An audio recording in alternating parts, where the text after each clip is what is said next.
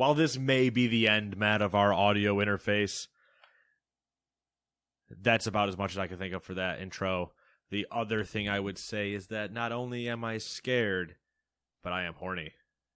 Welcome to the Resident Evil conversation. Boobs. Vampire boobs. Vampire boobs in a Yao Ming body. She was so tall. Yeah. Looking forward to that one. Welcome to the Gamers 2 podcast. that we won't play. Yep, that we won't play. I was gonna make a dirty joke there, but we'll just keep going. Gamers 2 podcast. Oh, sorry. The highbrow podcast. It's Friday, January 22nd. And this is your weekly roundup of news and commentary related to the video game industry and anything else that might pique our interest. Peak. Yeah. Peak. Peak. We should start bringing in more random shit that does pique our interest that's not related to video games. Because it's not often that we pull something in that's unrelated. Do we want to do it? Because I'll do it right now. I mean, it could be anything. It could be this. I don't know. If you're into Teletubbies, we could talk about Teletubbies. So can we not? Can we avoid that, actually? Let me tell you about baseball cards. No, should I go there? Soccer cards? Yeah, you could do baseball cards. You could do soccer cards. We fan talk about fan of both. Yeah, we could. Fan of the sports. We could talk about the new closet doors that are behind you and the trim that has fixed my own inability to do things as home improvement. Evidence 1, first rough attempt like a dumbass. Evidence 2, thought out plan that works much better. I mean, in the grand scheme of things, that was a smart thing to attempt first. You know what I mean? Instead of being like, oh, I'm going to remodel my bathroom, or I'm going to remodel my kitchen, or, as being like, you chose a project that was the dip my toes in was an easy start versus I'm going to attempt to swim in the 12-foot end, but I've never swam in a pool before. Yeah, exactly. I got you. I know what you mean. Yes, also would have helped if I had the right tools or knew exactly what I was doing. Yeah. A lot of this was a wing it job, which is why the closet behind you didn't have doors on it for the longest time. And the only reason it does now is because I was sick of my poor work and I called in the help and I threw the money at it to fix it. And now I can turn around and not hate myself. And when the other little part of it's done, I will have no reminders on that wall that make me hate myself. So, hey, progress. First project to not hating yourself? First project of 2021. Nice. I figured it was a good place to start. Yeah, sure. The other two things I need to do are small, and then it's debate if there will be a big project this year. I don't think there will be. Because I still haven't even began to wrap my head around other rooms. Like, to really... See, I think other rooms would be... Some of them would be easier, I think. Depends on which rooms we're talking about. Yes, and also no. I mean, they have the potential to be easier because they could be which room are you thinking about? I don't know. I mean, the only room that I think would be like difficult would probably be like the kitchen. Yes, kitchen would and be not difficult. Really difficult. It just would require like money and effort and a lot of time. Yeah, time. The cabinets make a lot of time. Mm-hmm. I'm not a fan of looking at the first floor at all. Yeah, but living room is going to be a money pit. I don't think so. See, the living room I think is the easy room. See, you and I have different discussions of easy. Because yes, what we both think would be easy, it is a very easy room to work with in terms of walls are there. Oh, you're saying as far as like the things you put in the room. Yeah. Like what I actually do to that room would be money. Like, that wouldn't be money. Would be money intensive. Well, do you like our sectional? Are you getting rid of it? I care not to. I don't care, but I'm almost positive that there is Voice in the head. a voice in someone's head who's like, "Ooh, I want something else."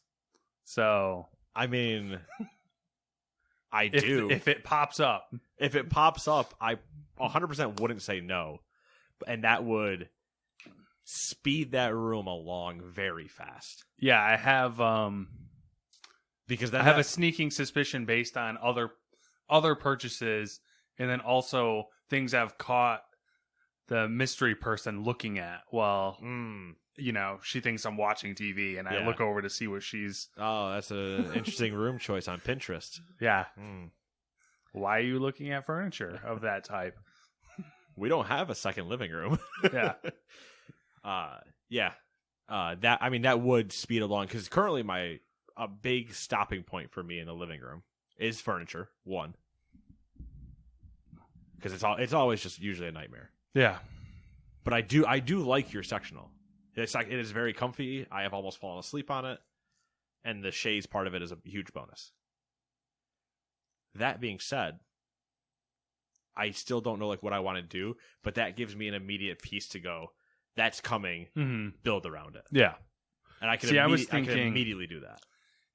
Not necessarily how you populate the room, but the room itself, like dealing with the walls and floors and stuff like that, making it bringing it into the current times a little bit would be We easier. say that. I don't know what I want to do with the walls. Not that I wouldn't take it down. Yeah. But I don't know what's behind it for what I'd want Yeah. to do. Floor wise, same situation. I'm pretty sure I know what's underneath it for the most part, but I don't think I want to. Once again, after doing the entire bedroom, and it was easy. I don't know that I want to just make that the entire house. Yeah. So that's a pause. We'll get to the games. Don't worry about it. The kick with the also is okay. Floor, walls. Do I modify the ceiling? Because it's a drop ceiling in there. Also raises questions. Yeah. Because now I'm also working against that. So there's just thoughts in my head where I'm like, if I'm gonna do this, I'm doing it. I'm not. Yeah. I'm gonna have to sit down and probably just turn everything off and sit in the middle of the room for an hour. Just I've come to brainstorming. appreciate drop ceilings recently because Easy to work with.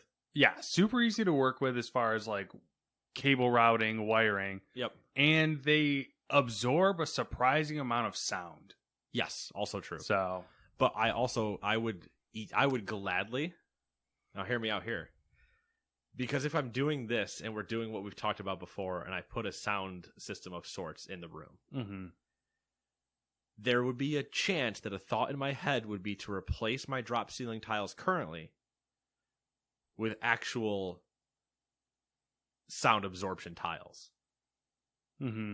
But they would be expensive because they're stupid for that.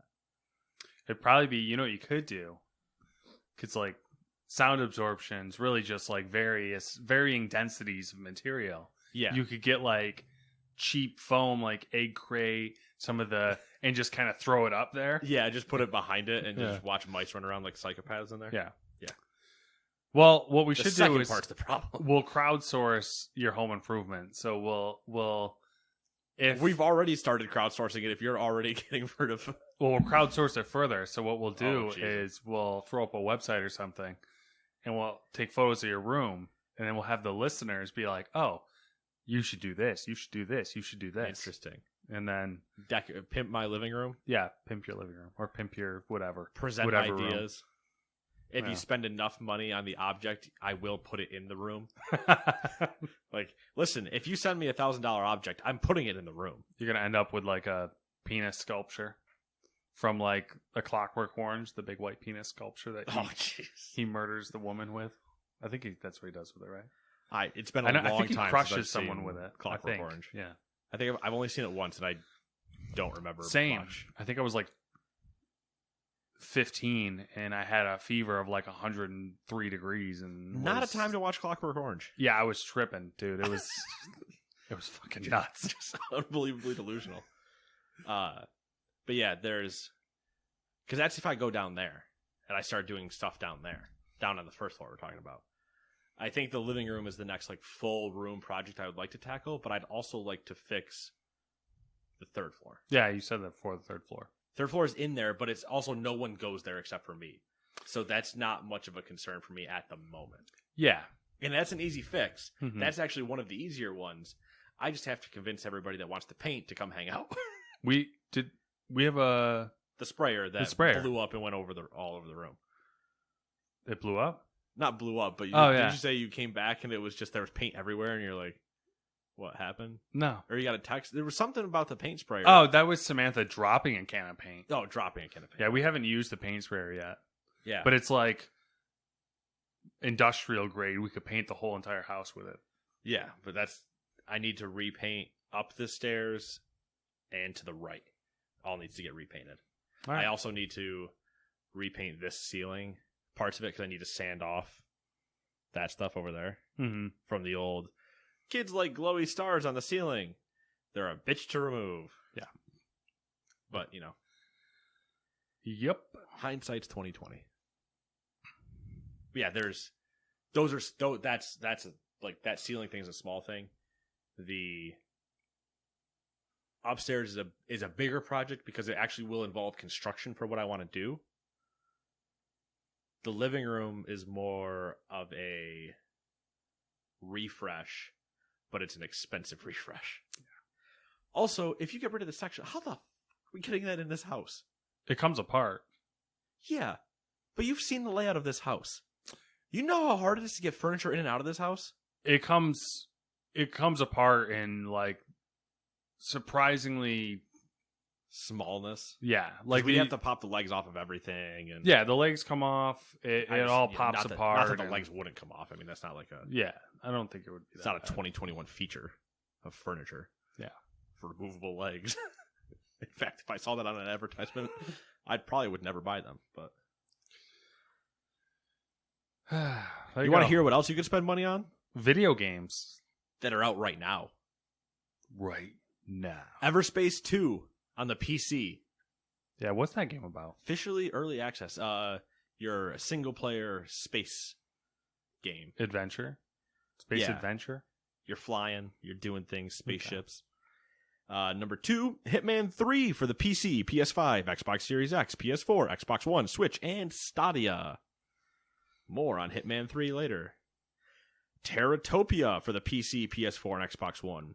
Dyson Sphere program for the PC. I don't know what that is. I like the idea that it's just James Dyson, or Jim Dyson, whatever his name is. So, a Dyson Sphere. I know what a Dyson Sphere is. Okay. But that's also why he named his vacuums Dyson. Yeah. And they have, I believe they do have a model called the Dyson Sphere. Or that's maybe, or at least that's I think that's what he liked to call you remember the ball that they started putting in them? Yeah. That's supposed to be how they the drive. maneuverable. Yeah. They suck. He's like, that's the Dyson. Ha ha ha, vacuums. They don't suck. That's like the worst thing you can say about a vacuum. This doesn't suck. I don't know. Maybe the newer ones are better, but the ones I've used have not been good. I've never used a Dyson. So, take that for what it's worth. Yeah. Number 5. You know what? Maybe Dyson Sphere program is just you vacuuming houses. It's like PC Builder. PC Building Simulator, Farm Simulator. Dyson Sphere program is just you testing out vacuums in other spillage situations. You get to live the infomercial of your dreams. Everyone's got a fetish. He ain't wrong. There's the YouTube channel for that, I'm sure. Number 5, Ride 4 for the PS5 and Xbox Series X. Number 6, Shing for the Xbox One and Switch. Number 7, Tadpole Treble Encore for the Switch. Number 8, The Detective Chapters. I almost said Capers.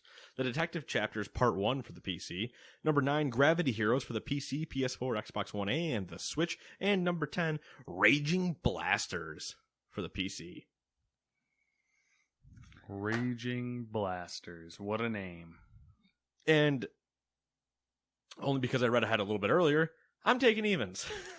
Yupper doodles. Let's fire Nate up early.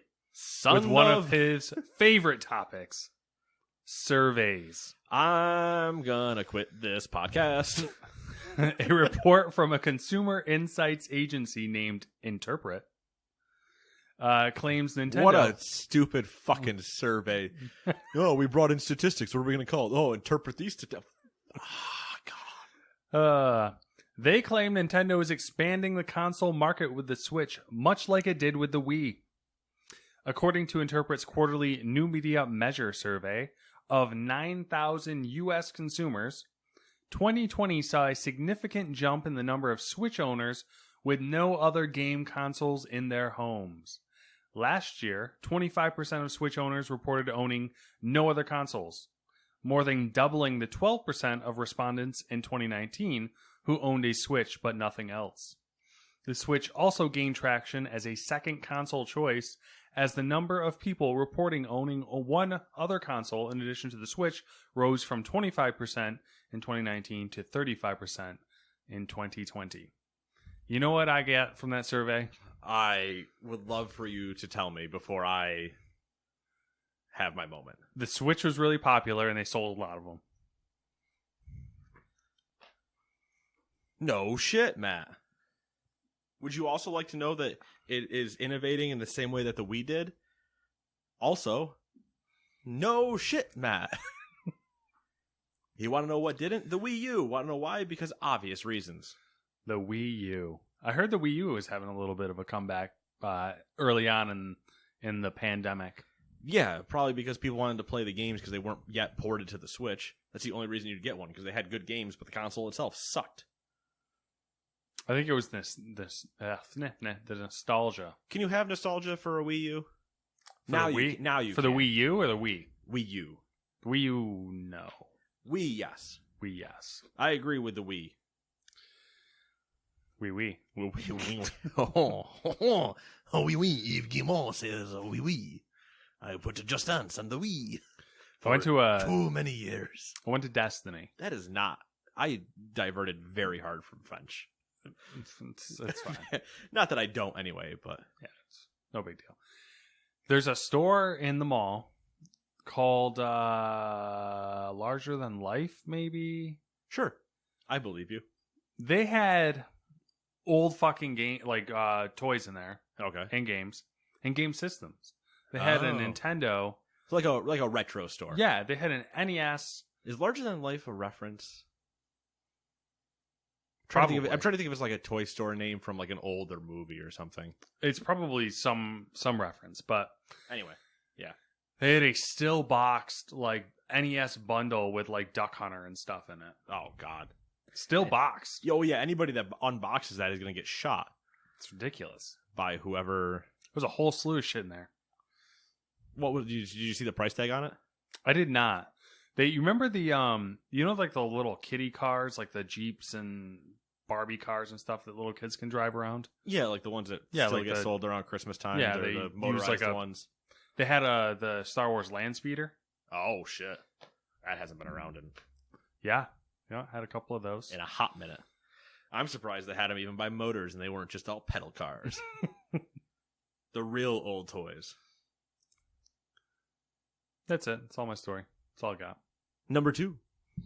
During a live stream on Thursday, Capcom announced that Resident Evil Village will be coming, which is Resident Evil 7, will be coming to the PS4, PS5, Xbox One, Series X, and PC on May 7th, 2021. The company also announced that a demo will be available for PS5 owners after the live stream. Capcom says that Village, quote, or no, is Village 8? I fucking don't know. Village is 8. Village is 8. I'm an idiot. Never mind. Quote, I wouldn't go that far, but... Well, I mean, you know what? I appreciate that. You'll change your mind later. Will be eligible. Anyway, Capcom says that Village, quote, will be eligible to upgrade from PlayStation 4 to the digital PlayStation 5 version and will support smart delivery for Xbox Series X and S and Xbox One consoles, end quote. In addition to the single-player Resident Evil game, Capcom revealed Reverse, a multiplayer title featuring major characters from the Resident Evil universe. It'll be available for free to anyone who buys Village. Listen, if we were going by screw-ups on the podcast, I would basically be an amoeba. I'm trying to think of what that means. A fucking single-celled organism. Oh, okay. So Is that what we're going? So what am I then? well, you just said you're an idiot and you screwed up once. Oh, okay. I see what you're Or saying. stupid or whatever you said. So, one screw up, idiot. You, smooth brain, single cell anemia. No brain. No brain. Fair enough. Okay. Got what you're saying. Yeah, Village. Scared but horny. Yeah, very scared. 100% scared but horny. I'm looking forward to watching Ray play. Mhm. Ray's Ray Narvaez Jr. on Twitch. Shout out Ray.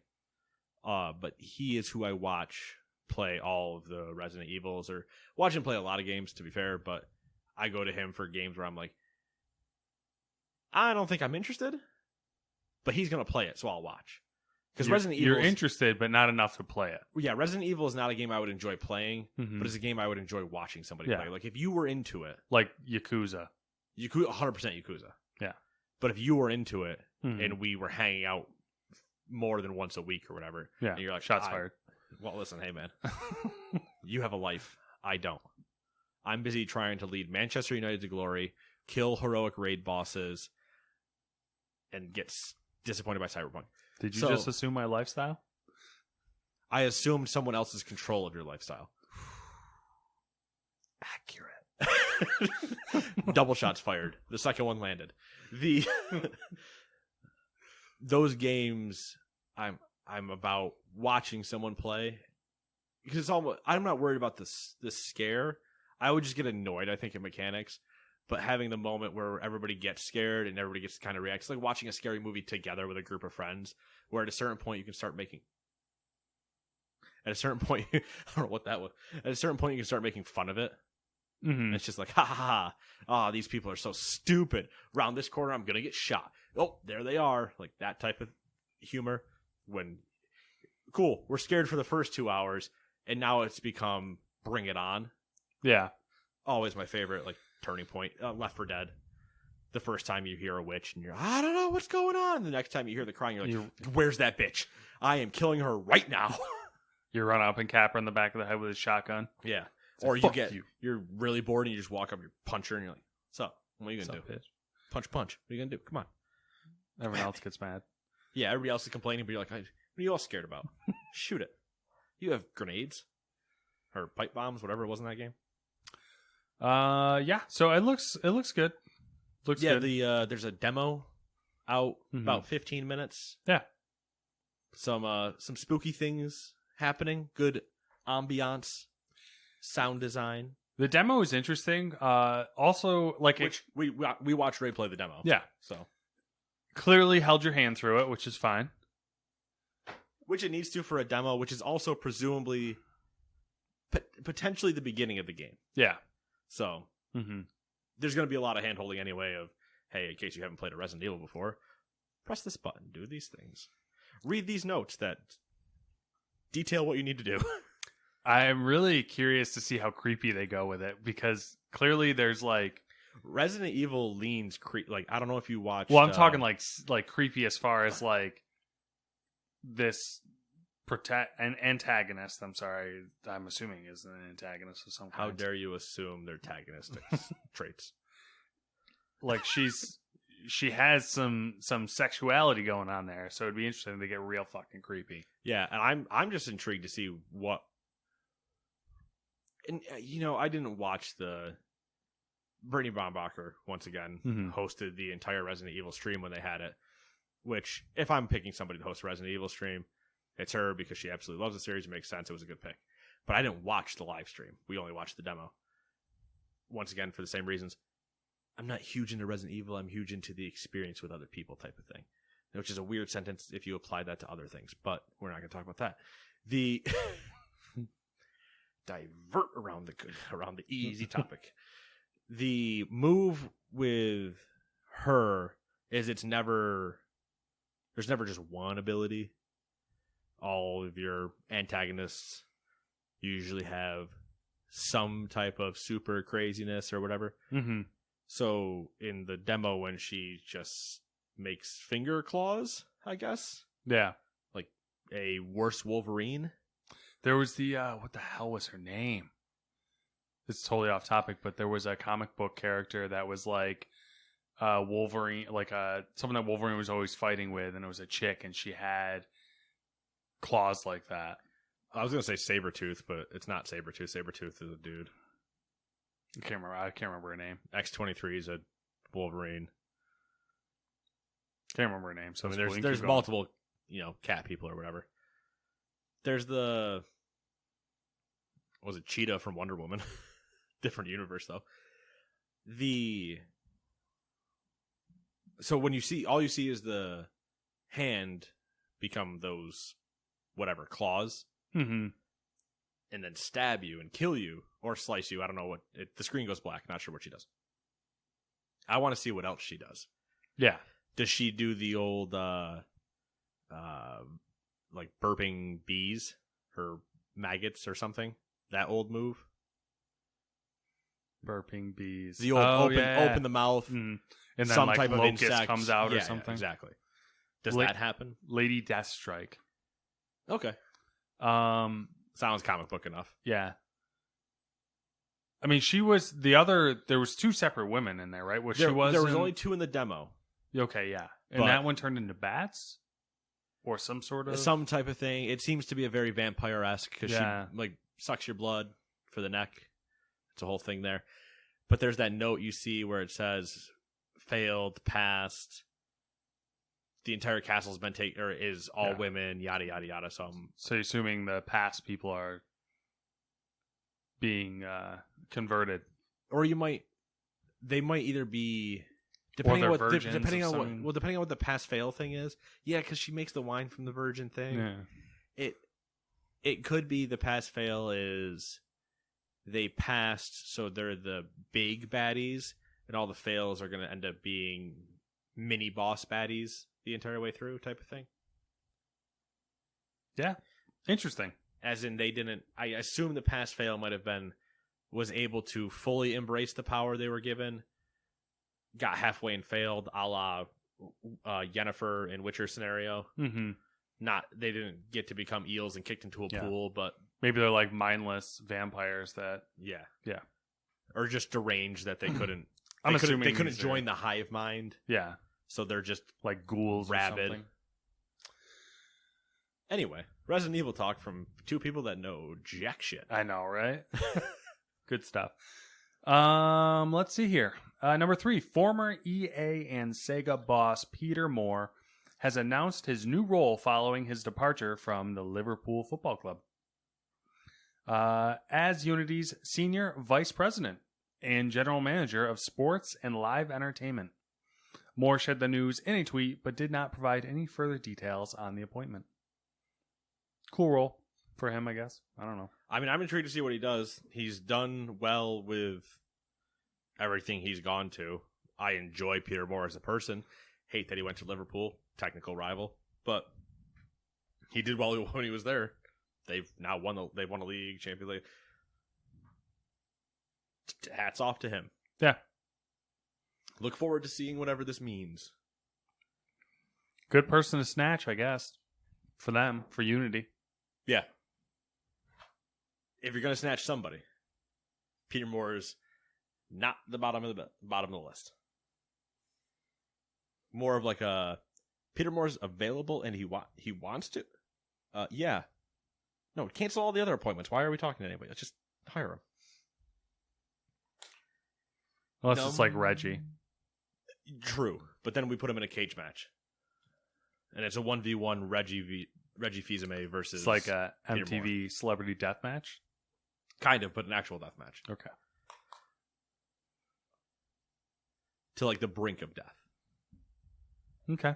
Peter Moore spares him in the end, or whoever. They're both too honorable to actually kill the other one. Yeah. So it'd basically be the give up. Just give up. Don't make me kill you. But then they're so honorable that the other one would stand up and go for one more swing, and they'd have to do this is a reference that you're not going to get, but they'd have to do the Shawn Michaels whisper, "I'm so sorry," and then sweet chin music, Ric Flair. It was a moment. Number 4. Somebody might get that reference. Not expecting many to. Number 4. THQ Nordic has announced that Kingdoms of Amalur Re-Reckoning will be released for Nintendo Switch on March 16th. Like the PC, PS4, and Xbox One releases, the game comes with 3 DLCs, the Teeth of Naros, Legend of Dead Kell, and Weapons and Armor bundles. THQ Nordic also confirmed plans to release the new Kingdoms of Amalur expansion, Fatesworn, this year. Kingdoms of Amalur doing some things. Yeah. The second coming. Maybe. I don't know. I don't think it ever really had a first coming. I think it was one of those where it's thought of fondly. Yeah. And people remember it well, but it didn't get the Dying Light surge. Okay. I get where you're coming from. The people that played Amalur really like Amalur. Yeah. They're like, oh, this game's great. There's not many people that have played it and gone, oh, it's bad. It might not be for them. I played the Re-Reckoning. Not for me. Seems good. Not my style. I was also just not in the mood for an RPG at the time. So take that for what you will. Really the biggest issue with RPGs. Yes. And then it didn't have the Dying Light surge where people were like, you need to play Dying Light. It's so good. And then you saw that entire surge go to that. Where's Dying Light 2? We'll never know. The world may never know. Number 5. The European Commission has ruled that Valve and 5 publishers breached EU antitrust rules and fined them a combined $9.4 million. The 5 publishers impacted are Bandai Namco, Capcom, Focus Home Interactive, Koch Media, and ZeniMax, which, alongside Steam's parent company Valve, were accused of geo-blocking practices between 2010 and 2015 across around 100 games. What's funny to me... Go for it before I say it. ...is the amount they were fined. Yeah, exactly. That's like pocket change. And I didn't want to get too much in the weeds on this. I just think it's funny that the EU Commission based the amount of the fines that each one got on how much they cooperated with the investigation. So Valve was fined. 2 of them, like Valve didn't cooperate at all. Of course. Shocking.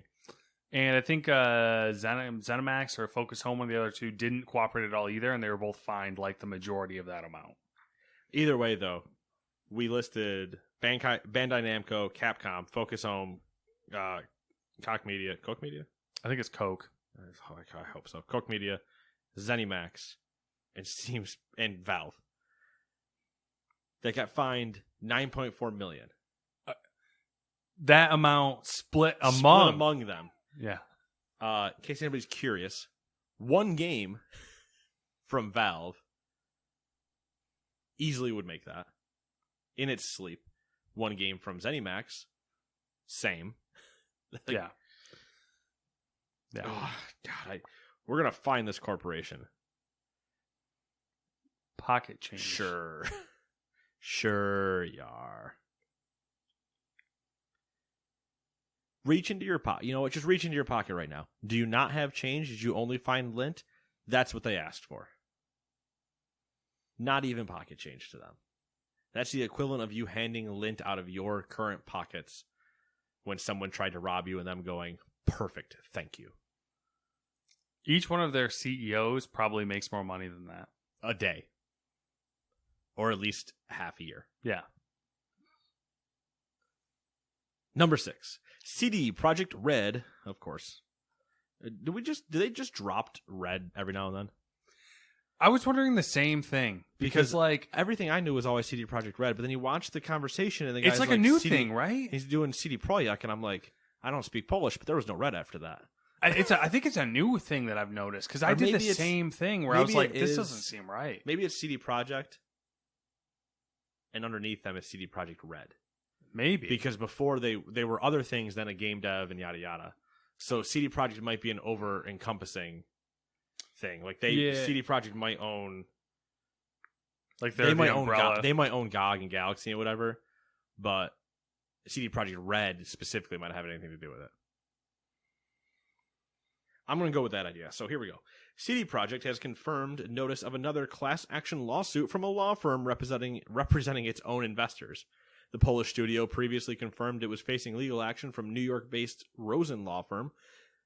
CD Projekt says the, quote, content of the claim, including its subject and scope, is the same, end quote, as the first class action. As with the other case, CD Projekt notes the complaint, quote, does not specify the quantity of damages sought, end quote, and adds that it will, quote again, undertake vigorous action to defend itself against any such claims, end quote. Pretty bad if your own investors are suing you. Yes. Also, you are correct. CD Projekt is an umbrella. CD Yep. Projekt Red falls Subsidiary. underneath that. Yep. That makes a lot more sense to me now, because I was wondering the same thing. I was like, why are they saying CD Projekt all the time now? I'm happy I thought the same thing and managed to figure it out in 10 seconds. Because I thought about it for more than 10 seconds. But any other time I've just gone, I don't get what he's talking about. And now the first time I'm like, Wait a minute. oh, you stupid. So this is the... I'm curious, a little curious, I guess I should say, about how these class action lawsuits are going to work out because of how well it's sold. Yes. I feel like these don't really have weight unless the game didn't sell well. Right, because now if they're claiming that they don't specify damages they lost, or damages they're seeking, Mm-hmm. and the game sold well, for example, you have to defy what damages you lost. Yeah. For example, one of the stories that I left out was there was a lot of hubbub going around about Ooh, a lot of hubbub and hubbaloo. Digital sales increasing this year, which obviously. Yeah. Hold on. Let Matt bring up the MPD numbers on how digital sales increased year over year during a fucking pandemic. Exactly. And the best-selling digital game, like the record for the best-selling digital game was Cyberpunk. Cyberpunk. Which beat Blizzard Mm-hmm. from 2 weeks before. So, like... Because I remember we did that story. Yep. Because I called it, I complained about it. And they reaffirmed it again this week, taking into account the refunds. Yes. It's still held. So it's like... But we're going to sue you. Game's broken, but you hyped it enough, so who cares? Yeah. Oh, fun stuff. Speaking of fun stuff, Nintendo has announced that it's collaborating with cosmetics brand ColourPop. Before you continue, yes, I'm going to stop you there. Yeah. Because I want one more thing to say about Cyberpunk. Go for it. I actually want to follow those class action lawsuits more than I give a shit about Fortnite or Fortnite/Epic versus Google and Apple. And Microsoft, whatever that conglomerate of fuckery is happening over there, mm-hmm. I find the CD Projekt Red one slightly more interesting because now its own investors went, I agree. We're going to sue you. From an entertainment standpoint, the CD Projekt class actions are way more interesting. But from an implication standpoint and precedent, because of the implications. Because of the implications, yes, the Google one is worse. There was another phrase. Oh God, was I telling? Yeah, it was what we just watched earlier. With when Ray was playing the demo, and he goes, "That's concerning," and I was like, "That's concerning," and because of the implications, need to be worked more into my vocabulary of when things are happening. I'm going to use "that's concerning" during raid nights now. Yeah, like when a mechanic starts showing up that somebody doesn't know, and they're like, "I don't know, a lot of damage." Like that's concerning, but just completely plain line. It's all about the delivery. Yeah, it's about the delivery and the timing. It's when you really can zing in those one-liners. Life. 7. ColourPop. Nintendo has announced that it's collaborating with cosmetics brand ColourPop on a makeup collection inspired by Animal Crossing New Horizons. The collection looks to be relatively extensive, including 4 powder palettes that are themed after characters in the game. ColourPop is no stranger to pop culture collaborations. It has lines inspired by Disney princesses, The Mandalorian, and even Sailor Moon. The Animal Crossing makeup collection will launch on January 28th. There you go. Get yourself some powder palettes. Okay.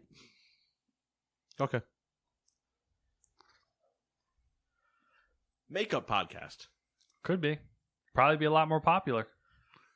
Probably, but also I'm ignorant enough to go, what are those? And what does that do? Bro. Don't. Makeup YouTube channels are like a whole thing. Oh, I know. Blows my mind. Dude, can you imagine? Can you imagine the amount of makeup TikToks that are probably happening right now? Probably insane. Oh my god. Insane. TikTok. Number 8. When I think it can't get any worse. TikTok. What's next? That's what I ask myself. Like, all right, after where do you go from TikTok? I feel like we're getting to the point where we're gonna start to come full circle again. Parlor. No, like, see, the judge ruled against that. By the way, I haven't been following it. There was something they tried to sue or whatever, but a judge ruled it down. Oh yeah, I saw that. The short format videos, I feel like we're gonna end up going full circle and go back to long format videos. Oh, I see what you're saying. Yeah. Well, before it was long form, but then everybody started cutting down to short form for a while because it depends. A lot of it depends on your audience's attention span. Yeah. If they're younger, you got them for about 5 minutes. You got to move on. Yeah. But then people started running 10 minutes because 10 minutes where you're for the while of YouTube, your ad revenue you were running purposely at 10 minutes or 10 minutes in a second or whatever for those things. So now it's just going to be. Pandemic encourages long form video because people are just sitting at home and they're like, I don't want to. Once this 10-minute episode is over, what else do I watch the rest of the day? But the trend in the past past week or so, the YouTube algorithm's been like pushing towards like really short form videos, like 3-minute videos, minute and a half. I think it all depends on what it is, a mix of also what you're watching. Because my algorithm is pretty screwed. Mm-hmm. Screwed, whatever. And because I fall asleep with YouTube on. Yeah. Signed into my account, so it just starts pulling. It's like, oh, you watched 70 of these videos. I was like, I was asleep. That doesn't count. But whatever. Yeah. It's not like it really hurts me because I fell asleep watching like a series of videos from a TV show I like or whatever. Mm-hmm. And then it just keeps grabbing every clip it can from those TV shows. So my feed might be more of that TV show. And I'm like, okay, I haven't seen that one yet. Watch that. Yeah. But if I want something certain, I do not play the Let's Go Explore the YouTube trending page. One, because that's a stupid idea. Cancer. Exactly. I might catch it from trending. The other thing is I seek out specific things on you. Like, I don't just randomly start watching things. Yeah. It's not me. Which is same thing with Twitch. I don't usually go into Twitch and start clicking out a bunch of random people, and that's kind of it's interesting. I've done it more on Twitch. I will say that. I'm very specific. Like, I have a lot of subscriptions, but I'm very specific about the videos I watch. I have autoplay turned off. Yeah, and like and you do have a ton of subscriptions. Yeah, and comparatively, I think I'm like not even a quarter of what you have. And like, I get my suggestions page is a fucking. I assume it's just insane. Disaster. Yeah, it's an absolute disaster. But none of it's ever like things I would watch either, which kind of blows my mind. Like, I'm like, I'm just trying to get you to branch out, watch more things. Maybe. Anyways, number 8. Browser developer Opera has confirmed the purchase of game maker studio creator Yo-Yo Games and said the deal will form the basis for a new video game division called Opera Gaming. In 2019, Opera launched Opera GX, a browser designed to attract gamers with features including sound effects, background music, Twitch integration, and CPU, RAM, and network bandwidth limiters that make the browser less resource hungry. Opera hopes it can expand its video game footprint by uniting Opera GX and Yo-Yo Games, and has pledged to drive the growth of Game Maker by making it more accessible to new users, while also, quote, developing it into the world's leading 2D game engine used by commercial studios. I never heard of any of these things. I know Opera, obviously. I know Opera. I have used Game Maker. I have made games in Game Maker. Okay. A long time ago, when I was but a wee lad in the schools of high, I took a course in which I was the only person. One might have called it a study of independence. And in that time, I took a video game making course in which we used Game Maker. And I made, walking through tutorials, doing that stuff, made all the games. It was a fun time, modify them to do these things, see how variables change, yada, yada.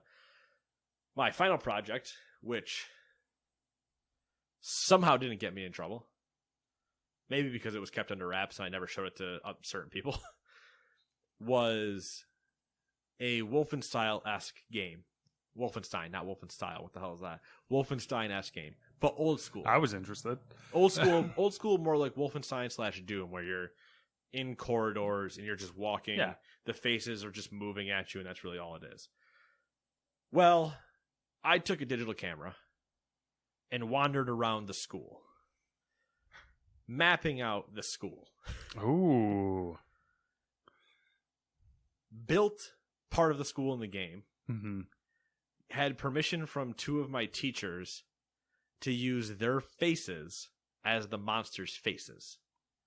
So I took I see where you're going with this. I took multiple phases of the face. And then obviously you alternate it so it looks like they're actually, mouthing, talking at you, whatever.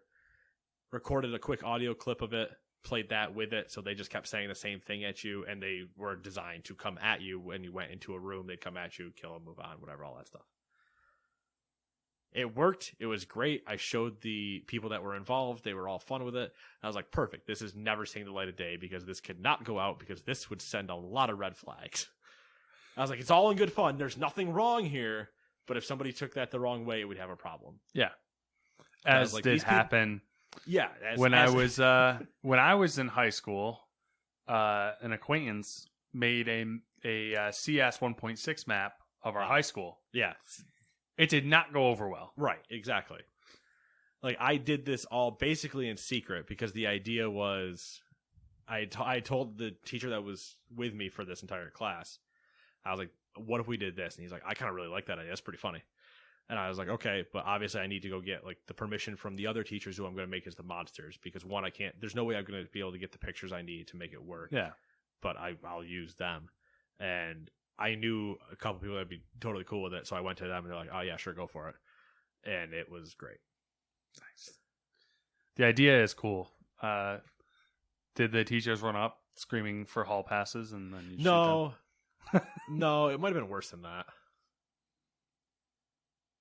I can't remember what one of the voice lines was.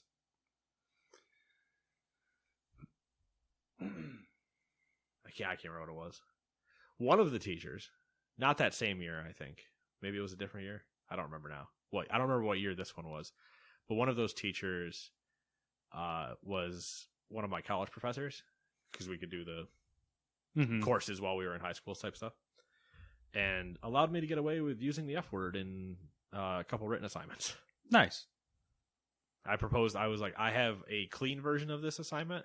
I have a dirty version of this assignment. I think the dirty one is better for what it's conveying. What do you think? And she's like, I would only use one of them and not 2. And I was like, okay, cool. I'll submit it like that. And nobody else in the class had an idea. We had to write poems. Yeah. Nobody else in the class had any idea what I had written. Yeah. So I read it and I say that. She doesn't bat an eye, and they're all like, "What the hell was that? Like, are you kidding me? You really got away with that?" And I was like, "Oh, I made sure to clear that beforehand. I'm not stupid." That's the loophole when you're doing things like poetry, though. Yeah, it's like they can't. I'm using it as a punctuation. A good teacher can't tell you not to do that if you're staying true to the assignment. Yeah, it was a whole thing. I still have the poem. I have it saved somewhere. Mm-hmm. And it's really corny in the top half because I couldn't think of what I wanted to say, so I came up with something really dumb that was relevant at the time. And I did that, and then I hit it. The last line was because I, whatever, or not even that. It was I don't fucking care. That's the one that I kept. Mm-hmm. And she's like, I like that. I like that ending. It's punching home the whole thing. And I was like, all right, cool. If you're fine with this, we good. Still one of my favorite like stupid moments from way too long ago.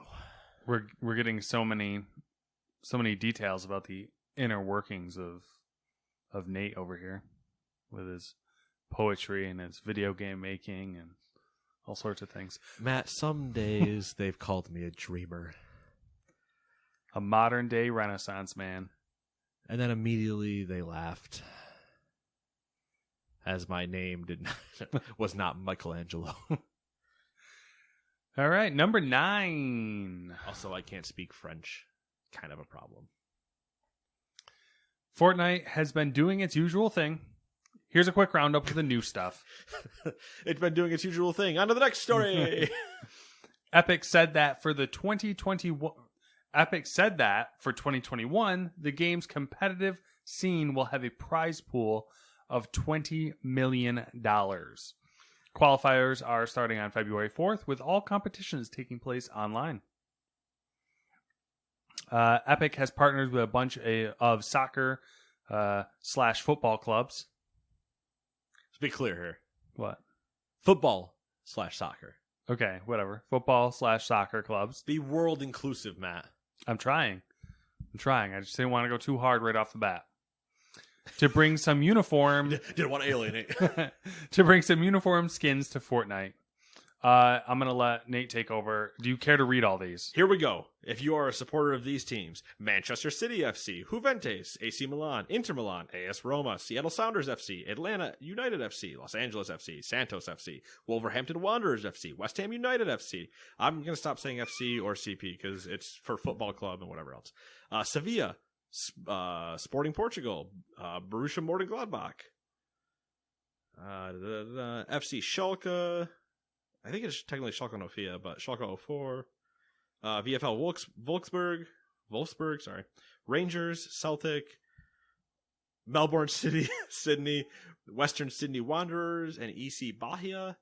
The one I skipped because I'm not positive about it, but Cerezo Osaka. That sounds good. Go team. Yeah, there you go. There's My a bunch team's of not psych. There's a bunch of uniform skins for Fortnite. Speaking of skins, you can now play as the T-800 Terminator, Sarah Connor. Look at that quick edit from Matt. Yeah, Sarah Connor. And at some point this weekend, you'll have the Predator as an option too, which is probably like nowish, I would assume. Probably. Or relatively soon. Yeah, you know what? If you're listening to this, it's probably there. Go take a look. Probably. That's all for Fortnite for right now that I know of. Sarah Connor. We must now build the tower. Arnold. Still looking fantastic. I can't do an Arnold. Got his vaccine shots the other day. Good for him. Would be real sad. In the car, driveway or whatever they were doing there. Not driveway, parking lot. I don't know what's happening in that state, but he was in the car still, passenger side. Unless he's in Germany and they were driving on the other side. Whatever. Austria. And, he's Austrian. I know he's Austrian, but whatever. Just saying. He could be anywhere. You don't know that. It's true. I know he is Austrian, but he could be anywhere. Remember that guy that tried to drop kick him? Oh, God, yeah. And he, didn't even move? Yeah. The only thing I wish is that he had picked him up and spiked him. But you just see the guy, Arnold, getting a shot. Like, oh, still got it. Arnold, stop flexing. I'm not. I wonder if he has to still work out, right? You think? Yeah, he still does. Okay. Whew. I mean, if he just looked like that, not to the level he did, but he still does. I'm just saying he still looks impressive for his age. Oh yeah. Number 11. IO Interactive clarified that PC players who buy Hitman 3 will be able to import locations from previous entries they own at no additional cost.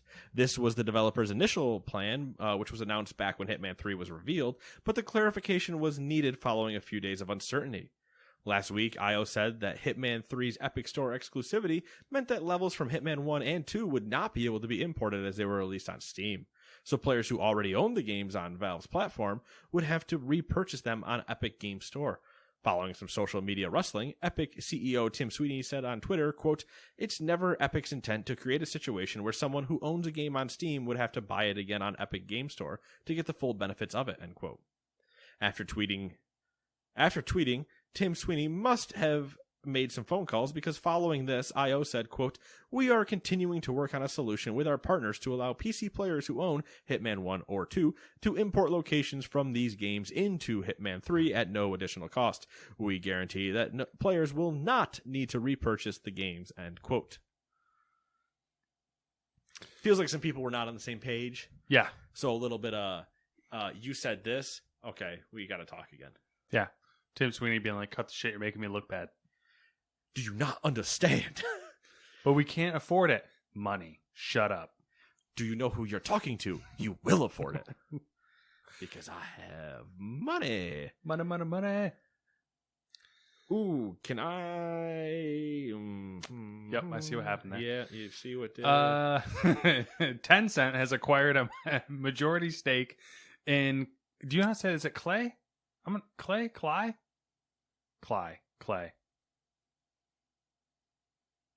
10. Where the fuck are you? Oh, I really screwed up. Ha! Oh, whoopsie. Never mind. I skimmed down too far. I like Clay. Clay? Clay? Clay? Clay? Clay?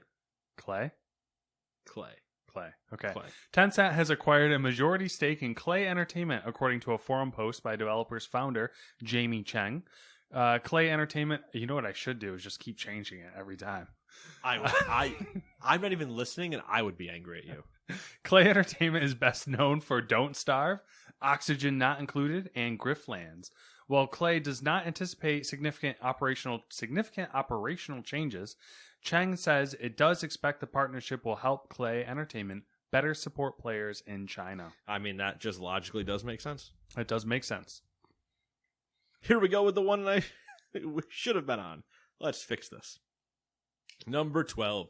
GameStop stock has surged to a new record high share price today, reaching $76.76 per share around midday from its opening price of $42.59. This was a new record for the company, beating its previous high set of $63.30 per share set in 2007. Oh, God, how boring can I get about this? GameStop stock has been on the dramatic rise over the last... GameStop's stock has been on the dramatic rise over the last week from nearly $20 per share on January 12th to double that in 2 days. Much of the sudden interest in the stock is due to an ongoing campaign from users congregating on the subreddit Wall Street Bets, encouraged by some YouTube and TikTok investment personalities, with numerous users noticing that the company had a large number of short shares and buying up large amounts of stock to take advantage. The buying spree was only further fueled by the recent installation of Chewy co-founder Ryan Cohen as a board member of the company. This is what happens when the internet goes crazy. When I see these things, I always have to take pause because it's so silly what influences this. We think of the stock market, Wall Street. Oh, this Baseball cards, same thing. Yeah. Like the silliest things. Baseball cards are basically stocks at this point. It's not even, and that's not even a joke, really.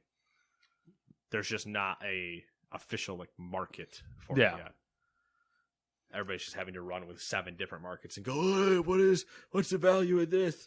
Because the guy on eBay says this, but then he's a scumbag because he canceled the." Oh God! Not getting into the eBay nightmare. Luckily, nothing I've ever experienced because I don't really deal with eBay, but you hear the stories all the time. It's funny that I don't know how many personalities, YouTube, TikTok wise, that we're talking about. My guess is a handful. Mm-hmm. There's probably a couple big ones, I would assume. Oh yeah, I'm sure there's a few big ones that just went this, and then you just see it dogpiling because one person went, "I'm in. Here we go. Let's go. And it's just everybody diving in as stupidly as they can. And Wall Street Bets is known for being extremely stupid. They will risking $100,000 for them is small. They joke about risking $100,000 and then they just do it. Oh, let's see what happens. $100,000, boom, gone.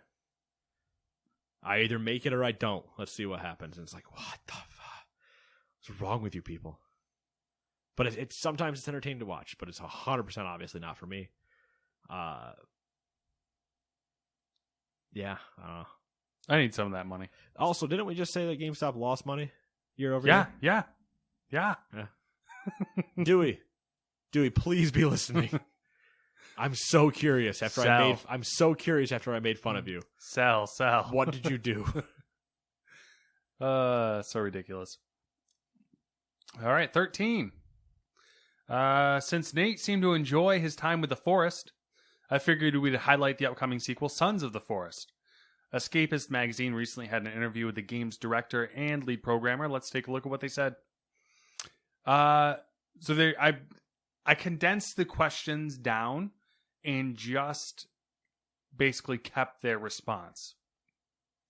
As far as where the game takes place, it's based on the Site 2 map, which is briefly glimpsed on a wall at the end of the first game. This time we've added dynamic seasons, which affect every part of the game. In winter, snow covers everything. In spring, maple leaves turn orange and fall from trees. That doesn't make sense. That shouldn't be happening in spring. In summer, salmon jump upstream and turtles lay eggs on the beach, for example. How to survive, what food sources you have, and the world visuals all change dynamically, giving a different experience as the seasons come and go. Do you have anything to comment on that? Sounds interesting. Gameplay differences. For the sequel, we wanted to take the next step in what a survival game could be. Digging is new, along with 3D printing to augment the crafting system. But beyond that, we have attempted to refine and improve every system. Building is more satisfying and immersive, crafting is more visual, and guns and other non-lethal weapons add more interesting combat options. We're also focused on the interactions between the inhabitants and this world you're exploring. I'm sure you're probably looking forward to guns. Guns can potentially change everything from what I remember about the Forest 1. So I'm curious to see if do they just break it?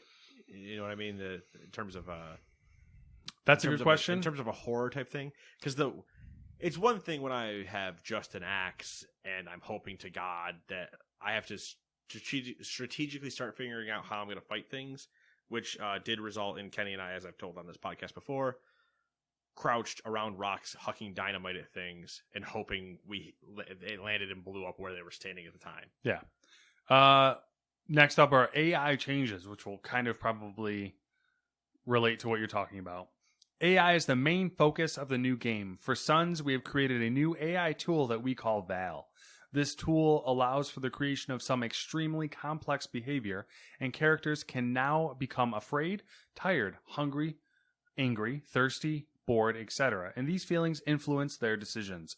We're really excited for players to get a chance to experiment with the inhabitants. And more on the AI.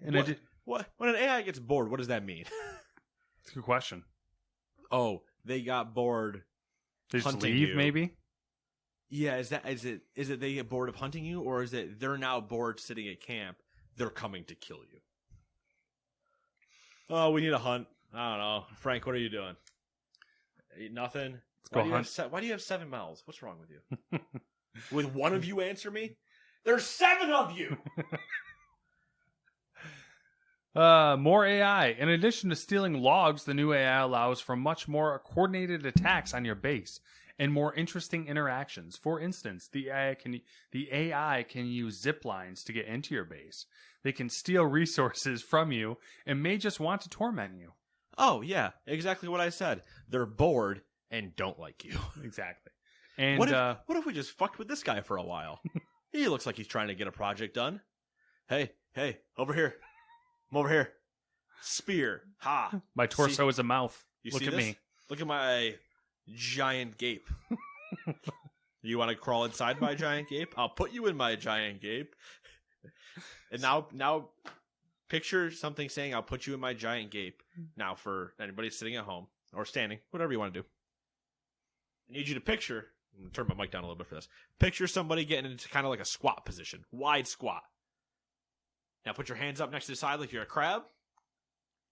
And now say that gape line and try to chase after somebody like that. Because that's what you're going to see in the forest. In the Sons of the Forest. And it's going to look so damn creepy. And you're going to hear crab sounds. And lightning bolts going to be shooting from their eyes? Oh, for sure. The last thing is it'll be fully multiplayer at launch. Thank God. Best part of that game was the multiplayer.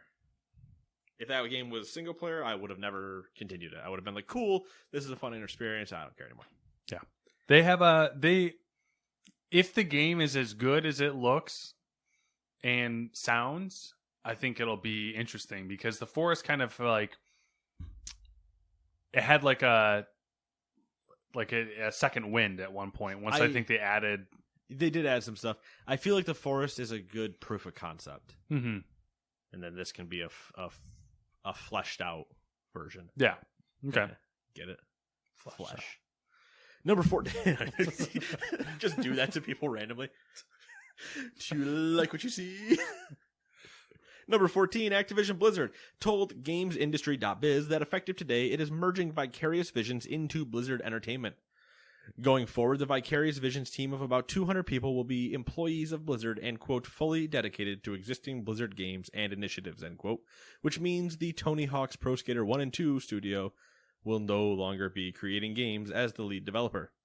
As part of the move, Vicarious Visions studio head Jen O'Neill, is there really no apostrophe there?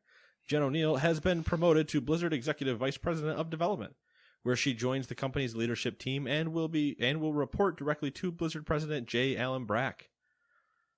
The man, the myth, the legend. The studio will remain in Albany, New York. Not moving. Nope. Surprising, kind of. No, I guess I don't know. Maybe not, because it's so cheap. Yeah, there's no reason to move it when it's doing what they're doing. But instead, just moving them to different projects. Yeah, I don't know. Like, is this? I was trying to think about this when I was reading this. Is this like a compliment or an insult? You know what I mean, or neither? Because like. They're not going to have their own games essentially anymore, but they're going to be working on like full Blizzard titles, which I guess has some sort of like prestige to it of sorts. Does it anymore? That's kind of the problem. I feel like it's almost a slap in the face. Yeah. Oh, you just worked on one of the beloved franchises and did a great job with it. Come work with our shit. Yeah. Not that Blizzard things are shit, but if we're talking about current state of things. Also, it might just be that the other teams need help. Yeah. So they're like, we can't afford to do this. We need you to come help with this type of thing. But to go through all the effort of like essentially absorbing them. In a full pivot, and what does that mean for other Tony Hawk games? Because they did a very good job with it, so I would have liked to see them potentially tackle some of the other ones. Mm-hmm. But, you know, it is what it is. They probably need help with like, well, what's next? Diablo 4? And Overwatch 2. Overwatch 2 should be first, right? BlizzCon Line should be happening this month or next. They haven't given release windows for either. Okay. I mean, they might have given a window or a year, but I'm not holding them to those because nobody should. Overwatch 2 should have been out already, as far as I'm concerned. I was going to say, I kind of suspect Overwatch 2 would be out first. Diablo 4 also should have been out, I think, because Immortal's not out yet either. Immortal's not out of beta phase or whatever for... That's weird. It's a fucking reskin. Yeah, why is it not out? Yeah, that's... I don't even want to play it, but it doesn't make sense why... I wonder if they're... No, they wouldn't do that. They like money too much.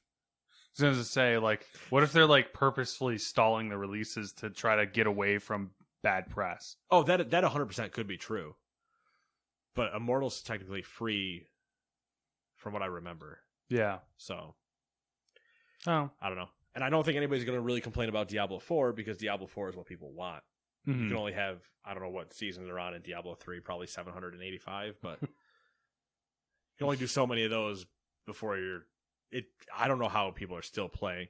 I assume people take enough break off and they go back and they're like, okay, cool, this is fun, and then they move on. They use it as like their filler game. But if it's your main game and that's all you've been playing, are you okay? Are you mentally okay? Like, are you stable? Because I feel like you'd almost be in a sadistic place. Because what else did you do? I don't know, man. I don't know anymore. Not my style of punishment game. World of Warcraft is that. Arguably not better. Kinda, yeah. As far as not the game itself, but as far as like that being your punishment. Oh, yeah. I mean, if we're just taking the two punishments at face value, if they're punishment for you, neither one's really a win over the other one.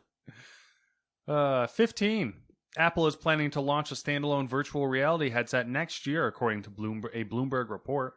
Bloomberg said that the headset is intended to, quote, to be a pricey niche precursor to a more ambitious augmented reality product, end quote, that would have greater aspirations as a mainstream product. In addition to being more expensive than existing VR headsets,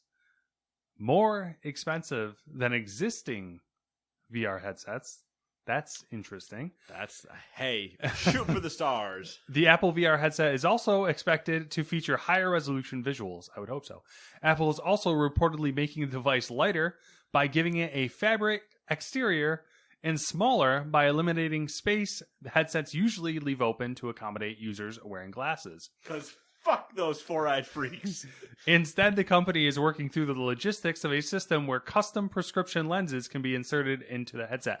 So let me back up here and spit out the facts of what Bloomberg has said. Go. You know what? All right, I'm gonna let you spit out the facts, and then I'm gonna let you get your other piece in before I just shit all over this. More expensive than existing VR headsets. It's made out of fabric. Fuck space for glasses.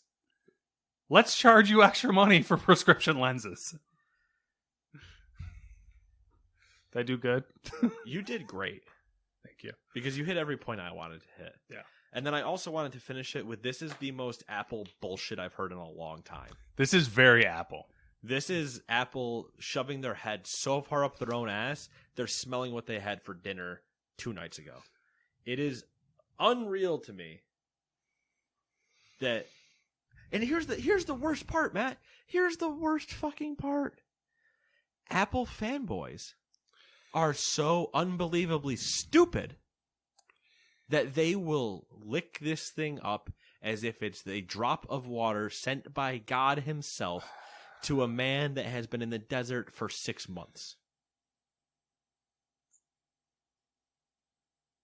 More expensive than existing VR headsets. Now they could get away with that caveat of saying, well, an existing VR headset is $299 and this one's $350. But we're talking about Apple. They're going to be looking at the $900 Vives. That's going to be the cheapest one. Yeah. And then also the, I can't remember what the brand is called. The ultra wide ones that are $1,300, $1,400. I'm betting Apple comes in around $1,000. Yeah. Without prescription lenses. Yep. Prescription lens is going to kick you to like $400 plus. Yep. Fabric. Made out of fabric. We've now gotten rid of the idea that people need glasses. And instead, you can spend more money and get a lens insert when you already have the lens insert attached to your fucking face. It's kind of funny to me because the lens insert I could get behind if it was a mainstream product, like if it was a third-party company who is like, our shtick is going to be, we're going to make corrective lenses for all VR headsets. Yes, which I actually think there is a company that does. There probably is, but the problem with doing that is unless the company making the VR headset is making it in such a way that it's easily like swappable or insertable for the lens, it makes it very hard to sell that to somebody and then go, but you have to do the install. Mm-hmm. If they were... You've seen the phone VR headsets, right? Yeah. Similar to the Samsung one. You snap your phone in and do that whole thing. If that's also how the lenses were treated, that where the phone slot goes, you could drop your prescription lens in and do it that way, that would make a lot of sense. But this is going to be even worse because here's the other problem, Matt. What do you want to do what have you debated doing with your VR headset? Not anymore, because it seems like you've kind of settled into it a little bit. But what was on our talk right before Christmas? Selling it? Right. Yeah. So what if you had a prescription lens in that VR headset? Wouldn't be able to sell it. Are you now having to look for somebody with your same prescription? I know, right?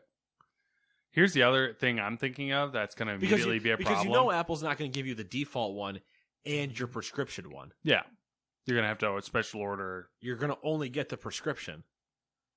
The other thing Apple... you could probably pay another $300 to get the default one as a side piece. Mm-hmm.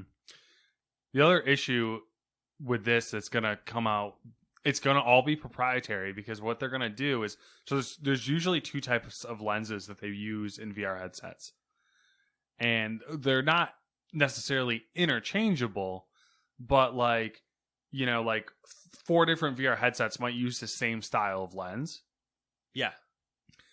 Apple's probably going to design some proprietary lens that's completely different from all the other ones. Apple's going to go to your lens manufacturer. So the lenses are going to be like, yeah, $300 for a single lens. They're going to go to your lens manufacturer, whoever that may be. Just a normal, run-of-the-mill. The guys have been making VR lenses since the whole thing started. They work with other companies to get their specs right for their headsets. They're going to go to Apple. Apple's going to walk up. Hey, so here you make VR things, the VR lenses. That's really great. Yeah. Hey, do you guys make a headset? You need some schematics, some ideas. Like this is what we have currently in the molds. This is what we make. You can modify this kind of thing. This is easy for us. And Apple's like, yeah, those all look really good. Also, what if we don't want to do any of that? And instead, we want this idea made out of African blood diamonds. Do you think you can do that? Because our people love when shit is made by... Never mind. I'm pushing that envelope way Child too far. labor? No, I was gonna get child labor, blood, sweat, and tears. That whole thing. Just lean into that one real hard. But yeah, the arrogance that surrounds that company and its fandom infuriates me. Yeah. I got a new iPhone, by the way. I fucking knew it. It's the same thing with the old AirPod. We've discussed AirPods before. Yeah. I'm going to spend $200 on a pair of AirPods. No! But people do it, so this is like sand through the hourglass. So are stupid people buying Apple products. I can't wait to see. I think they're out already. Which is to not say that everybody buying an Apple product is stupid. Let's be clear. I know the exceptions, but if I'm going with the old, what did we sell a lot of Apple products to? The thing with Apple products is they're starting. Well, I don't want a blanket statement Apple products because some of their stuff, like the new MacBooks with the M1, interesting, all that good stuff. Their iPhones specifically are losing their luster in a big way because, like, take me for example. I use my phone, but not for anything crazy. I don't game or anything like that. I really like iPhones, but it's really, really difficult pill to swallow when, like, an iPhone 12 mini is $700 and a Pixel 4a is $350. It's a really hard pill to swallow. But it's the equivalent. Really hard. It's the equivalent of when eventually Tim Cook comes out and wants you guys to all kill yourselves in group suicide by drinking the wine. Yeah. It's going to happen. Probably not in that exact sentence. Mm-hmm. But there's going to be There'll be a tech equivalent. Yeah. Apple is the equivalent of a cult. And this goes back to, you don't want a blanket statement all Apple products. I don't want a blanket statement all Apple users. I know what I'm getting when I say that. Because I will get the loudest and usually the stupidest to fight me. Fight me, bro. Exactly. You'll get that, and you'll be like, yo, bro, but have you seen my new iPad? And I'm like, who gives a shit, homie? It doesn't fucking matter. Here's this, my Samsung that I'm not even using anymore. Still functions for everything I'd ever need it for. Why would I ever buy? Mm-hmm. There are certain things that especially the high-quality iPads, the ones that are meant more for artists, are worth. But if you're using that, you better be a good artist.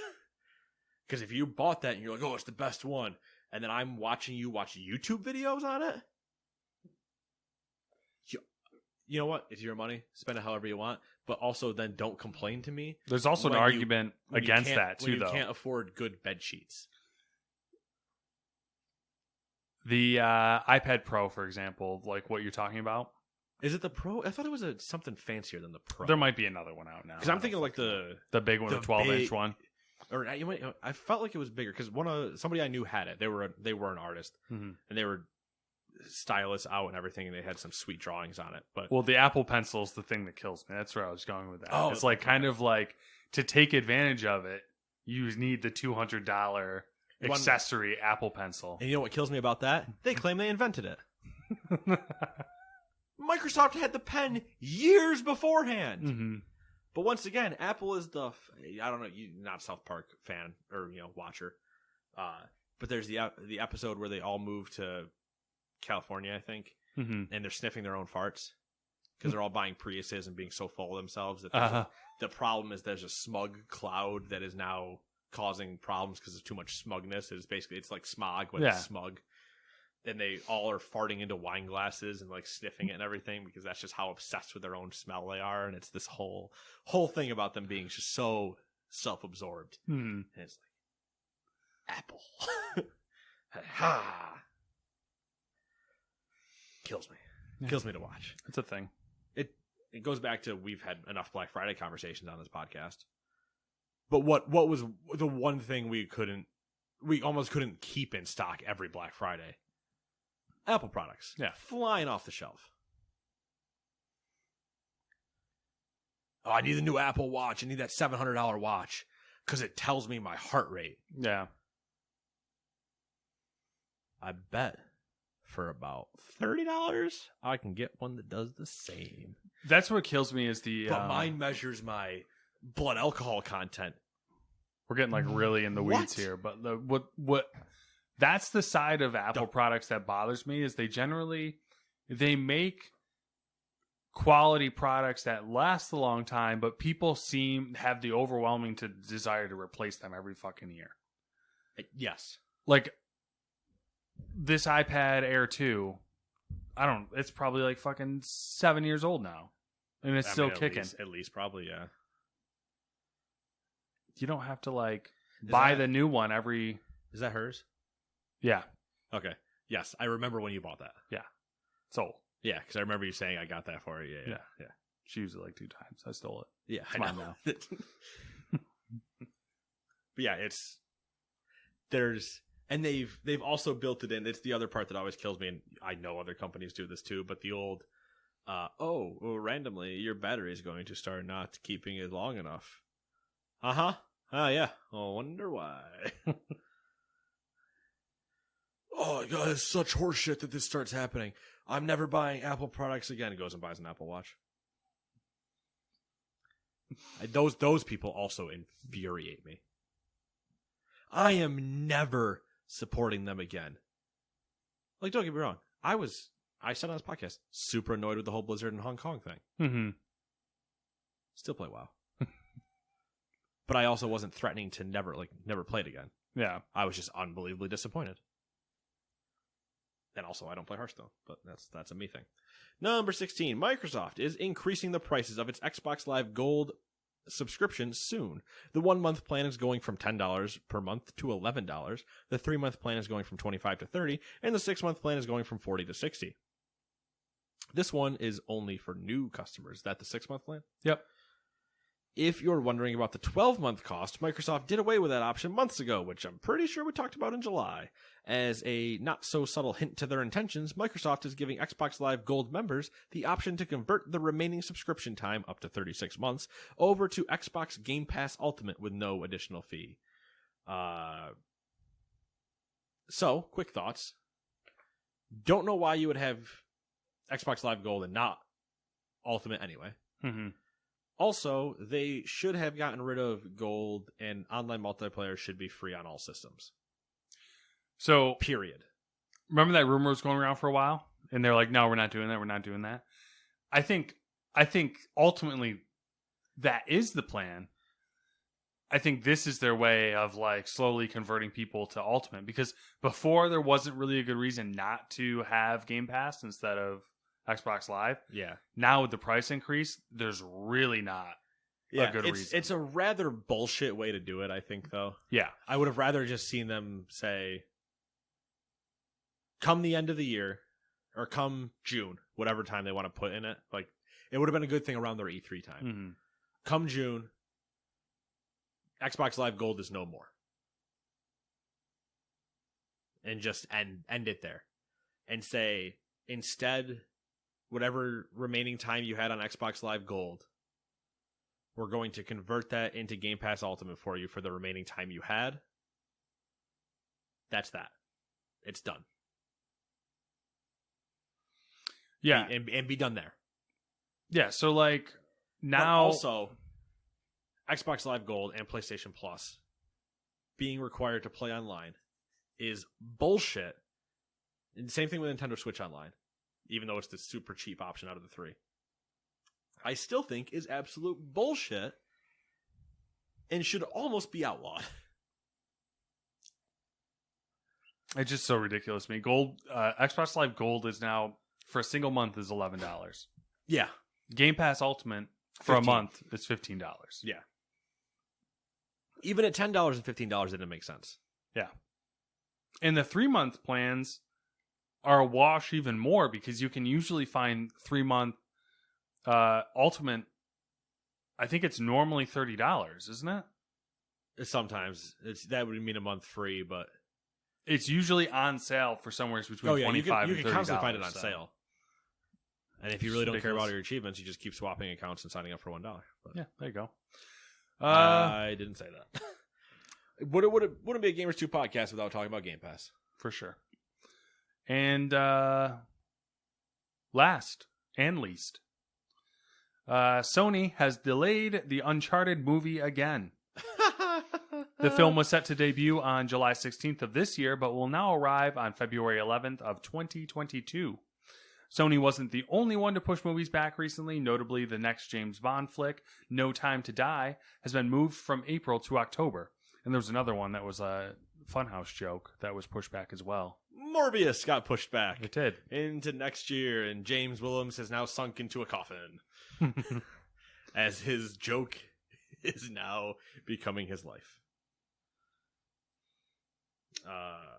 Sorry, making a text. Making the text. Send it the text. I wasn't sure if I had ever told Kenny that there was a new Forest coming out, so I had to, and then Not like you're not going to get on Football Manager after this. no, too late for Football Manager. I need to be awake when I'm managing, otherwise I'm going to make real dumb decisions. Also, good transition, Matt, because it has been 7 days, and I have nothing more to say about movie delays other than no shit. I think there was a bunch of movie announcements. There was a ton. James Bond got a date. A bunch of other things got delayed. Ghostbusters got delayed. Whatever. The new Ghostbusters showed off a new ghost, and I was like, that thing looks ugly as shit. Hopefully it looks better in the movie, but that's a different story. But it has been 7 days since we last recorded, so what have you been up to? Not a whole lot. Not a lot of video games, really. I played SnowRunner for a little bit because I didn't realize it was still installed. And I noticed it was still installed, and then that there was another big update. And I was like, I'll check it out. I did see you on, and I was like, what the hell is he doing on SnowRunner? So I jumped into the new map, which is in Canada. We were not in Canada before, right? It was Michigan. We were not. Michigan, Russia, and Alaska. Gotcha. Close enough. It's basically Canada. Canada is the Kodiak, so it's foresty and muddy. Makes sense. Yeah,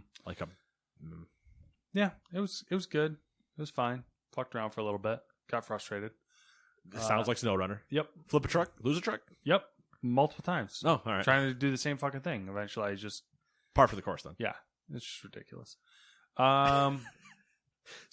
The physics sometimes just break. So on certain trucks, and it's just that doesn't make any sense. Why did it just do that? Why is it literally standing on end for no reason? So, anyway, bad winches, man. They just just don't work. Is that is your truck flipped over, or are you just happy to see me? Didn't play anything else really. Started a new anime called Vinland Saga, which is pretty interesting. Can't get rid of the Vikings. Can't get away from them. They've come to pillage my mind. That's about it. Doing the new cell phone thing. Got the iPhone mini. Might keep it, might not. Haven't decided. Added to the list of things we may or may not keep. Yeah. Samantha's pushed for the iPhone to have, the iPhone integration there. For what reason? The color of text messages? Because you're not even using it anymore. Because I noticed. I get notified. Yeah. I also turned off my notifications for that because I've started getting spammed with notifications Really? Of people joining. Because if they're in your contacts and they join, it sends you a notification like, hey, this is now on Signal. Oh, okay. And you got it, and I was like, all right, cool, that's nice. And then I think the Thursday morning, maybe 4 or 5 people just, no, it's nonsense. I was like, I don't care, just turn that off. I don't need to get notified that they're here or not. I didn't know how it worked really. I downloaded it to kind of look into it. There's multiple ways you can do it with a different number and profile. Yeah, well, that's kind of, it goes back to the cell phone thing, which we were getting into the conversation last week, which I got the iPhone, which is going to basically allow me to, I'm going to experiment with this phone, the Pixel, and see if I like different setups and if I can live with different setups. And then if I can, then I might just get a new Pixel and run with a different operating system, right, and get rid of the iPhone. But that's just life experimenting, which was part of the Signal thing. And that was I said something to Samantha, like, oh, you should download Signal and see it. And she was more receptive to it than I thought she was going to be, which kind of is. I was like, oh, yeah, that's weird. You do want new furniture, don't you? Yeah, exactly. And then, yeah, you don't accept my ideas. Yeah. What do you want in return, devil woman? Seriously. I think she doesn't listen to this. I'm safe. I started, what else did I? Just projects, stupid projects, network project stuff, up in the home network stuff.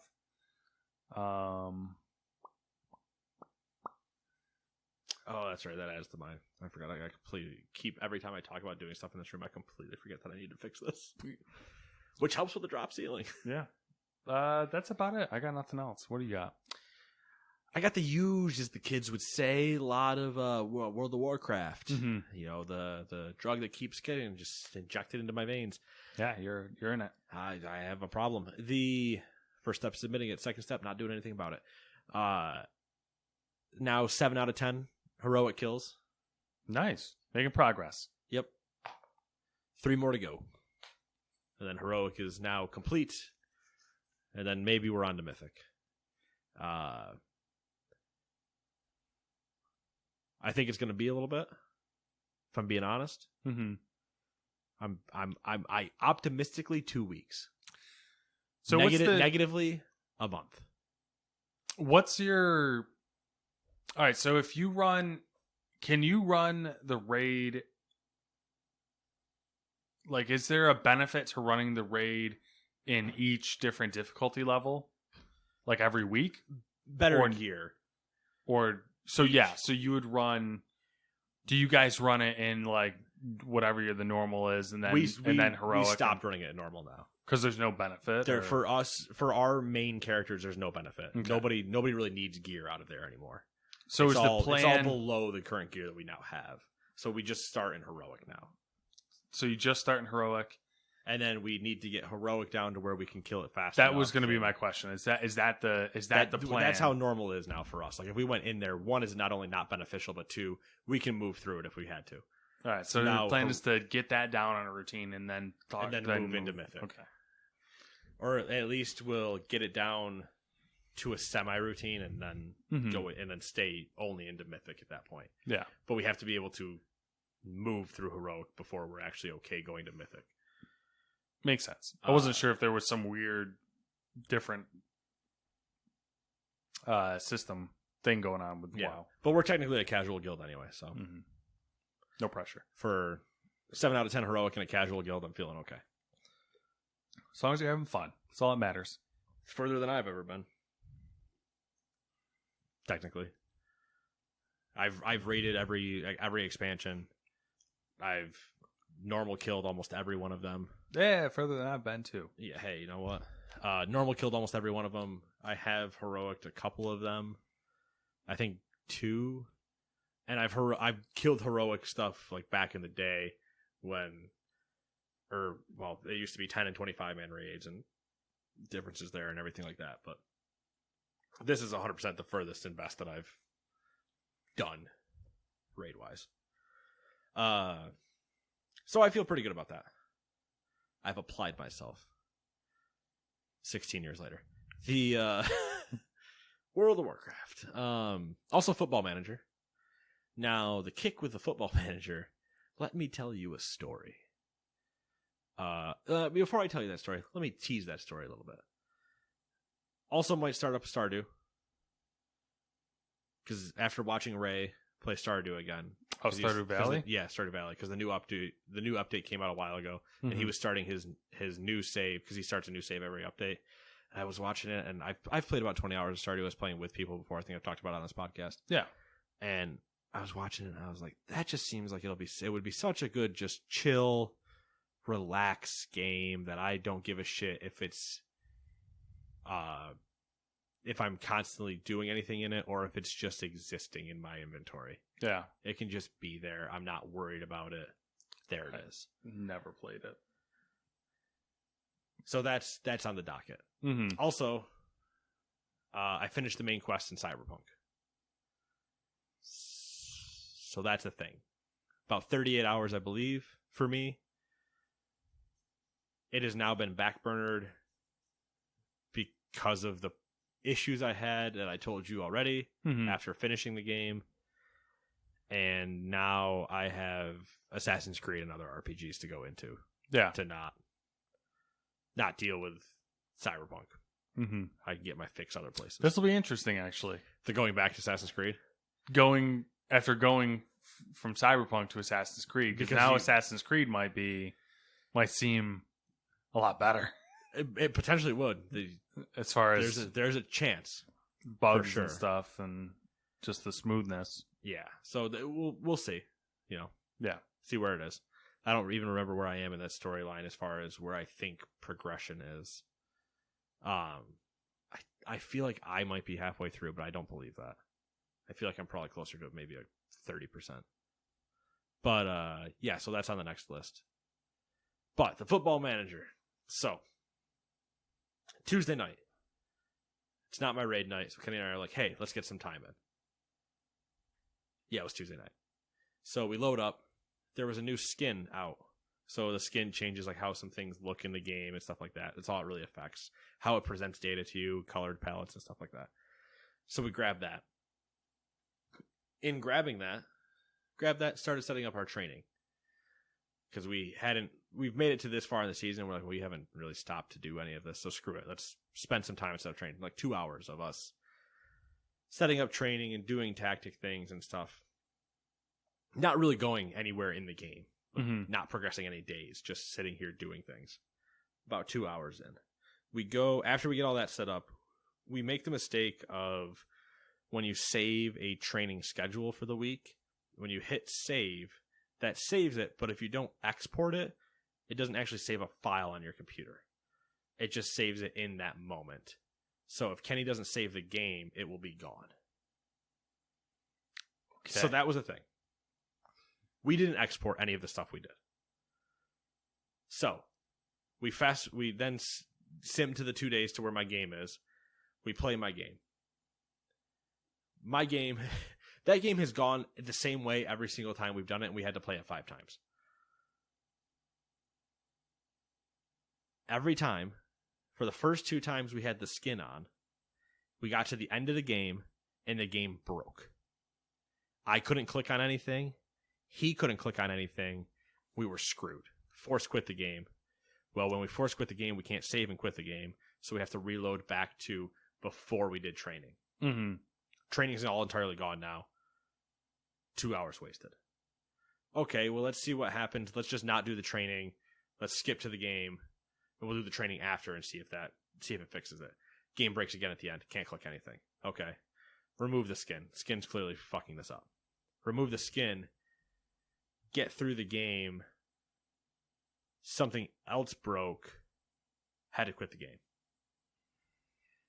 we had to basically quit 4 times over and lose 3.5 to 4 hours of progress until it was raid night. I think it was yesterday we did this.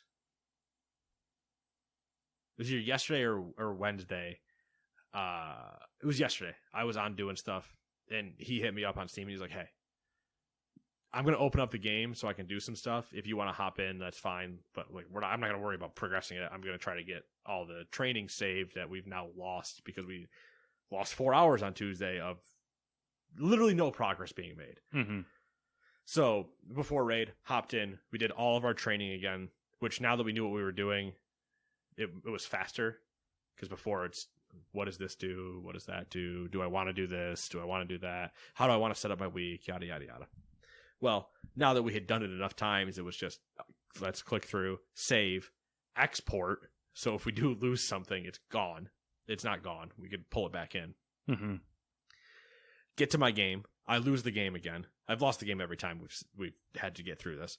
I've gotten a red card 3 out of the 5 times. It was a nightmarish hellscape for me. But anyway, get through the game. The moment the game's over, have him save. We saved and we said, cool, we're done. Walk away. We'll come back at another time when we have more time because I had to go grab dinner and then raid. So, but it was a jeez. It was a willpower thing this week with Football Manager. Yeah, because it beat us down, but we rose back angrily and showed it who was boss. I'm going to lose my voice.